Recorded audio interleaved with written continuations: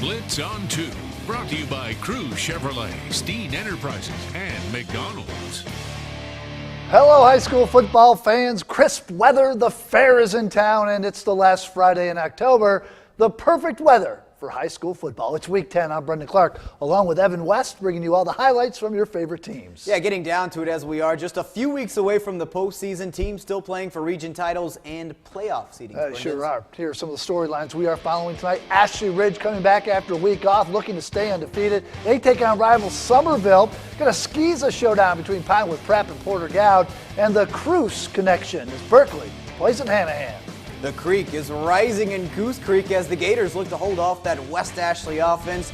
And our Blitz on 2 game of the week, Cane Bay at Wando. Yeah, it's Halloween weekend, which leaves us wondering whether Wando will be a trick or a treat for their fans. It's been that type of season east of the Cooper.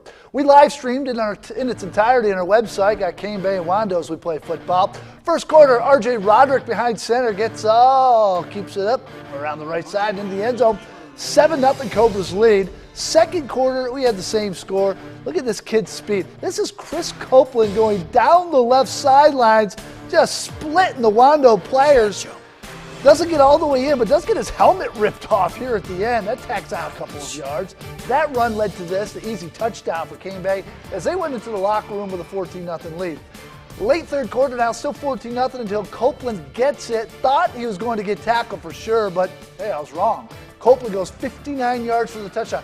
It was 21-0, eventually 28-0. Cane Bay, though, they had to struggle. They had to hold off Wando. Look at that final score, 35-20. A late Cane Bay touchdown is what wins it for the Cobras.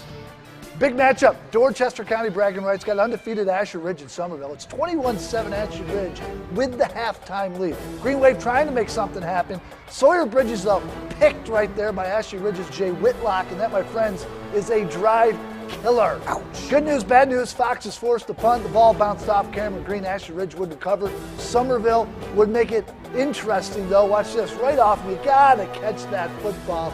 You didn't do it. You give it back to Ashley Ridge. This touchdown, Somerville made it 31-20, but 13 that is. Ashley Ridge gets the 37-21 win. That sets up the battle of the unbeatens next Friday as undefeated Ashley Ridge against undefeated Fort Dorchester. Another good matchup in the Creek as the Goose Creek Gators playing host to West Ashley. 15 minutes into the game, Dominique Jefferson to Dejan Profit for a very profitable catch. Goose up 7-0.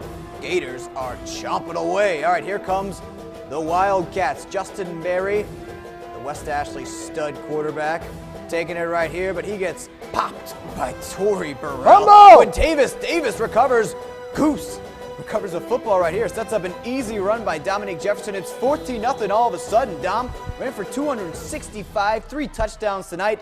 In the spirit of Halloween, though, here comes some trickery from the Wildcats. Evan Eulery to Jordan White, 14-7. However, the treats would go to Goose Creek. The final 34-26, Gators win their 6th straight region title. How about to the backyard? Stratford, James Island coming off tough losses. Good news is somebody got to win tonight, right? The Knights stayed off their horses and ran it themselves. Omari Johnson, faster than a thoroughbred. He hauls in this one. 40 yards for the game's first score. 7-0 Stratford. Knights would get the ball back, and who gets it? J.D. Davis, known to run, but this time he fakes the pitch, shows he can throw a little bit too. Daniel Thompson on the long gain sets up Stratford near the goal line. They get close a couple of times, but all the way down to 4th and 2, and Davis would get stuffed. James Island takes over. Guess what? James Island won this game 26-20 as the Trojans scored a 55-yard touchdown with 3 seconds to play. That's James Island's 5th win ever over Stratford. Big win in the backyard. Big win. In the Skeezer ranks, we had quite the showdown at Cyclone Stadium. Just 3 losses between Pinewood Prep and PorterGalvis. The Skeezer 3A title up for grabs. So let's head to PorterGalvis for the highlights. The Panthers and Cyclones. We pick it up in the second. Pinewood driving. Sammy Casey with the handoff to D'Angelo Knight. Next play, this time Casey's going to pass. Who's he going to hit? Knight again picks up the first down. It's his favorite target. They're taking it inside the red zone. So here, the handoff goes to Leslie Redden. He channels his inner Clowney, punches it in for 6. Let's take another look at this one. Look at this hit. see it Thank again. goodness the defender would be all right here, but whew, helmet flies off and they get the touchdown. Buckle that chin strap. That's pretty good. All right, Pinewood up 14-7 over the Cyclones. Cyclones driving now. It's Oliver Michelle. We've called this kid's name a couple of times, to Matt Namoff. Then going for it on 4th down. Here it is, finding Chappelle Maddox, but it's just short. Pinewood takes over, and Casey looks to go again right here to his right side. So let's see it. Settling in under center. And it's Connects a long, drawn-out Tatum play. rolling. Can he haul it in? He can. What a catch into Cyclone territory after a Pinewood field goal. Cyclones trying to score before the half. Michelle drops back, but it's picked off by Braven Yagan. Pinewood goes in the half 17-7. They go on to win it by 7, 31-24. Their first win over PorterGalvis since 2009. Over to Daniel Island for Ack Mag and Bishop England. Bishop's up. It's 28-7 at the half. Here's Ack Mag striking first in the second. Steven Schlosser, Nate's younger brother from up the middle, 3 yards out, cuts the lead to 15.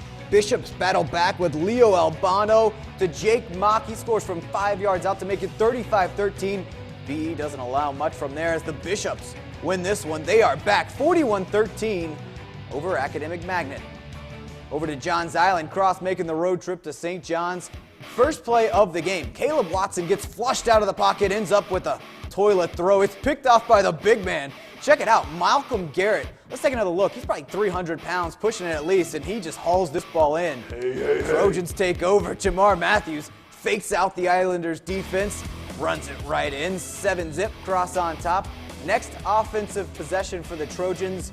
They go on another march, and it ends with Matthews going in the air to Anthony Whitefall for the score.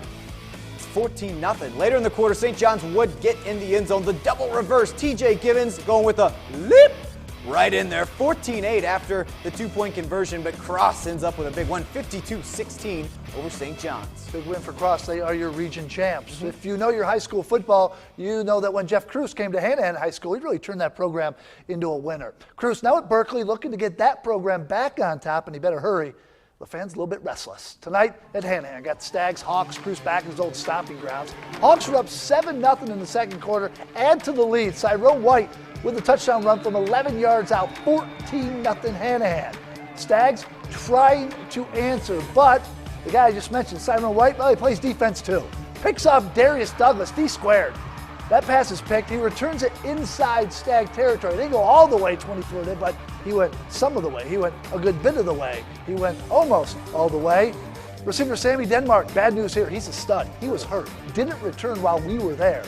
Jimmy Watson stepping up in his place to catch for Victor Colbert. Makes it 21-0 Hawks, and Hanahan wins this game. 35-18 is your final. Next stop, we go to James Island for Northwood and First Baptist. Tied at 6 in the second quarter. Chris Collins chunking it deep.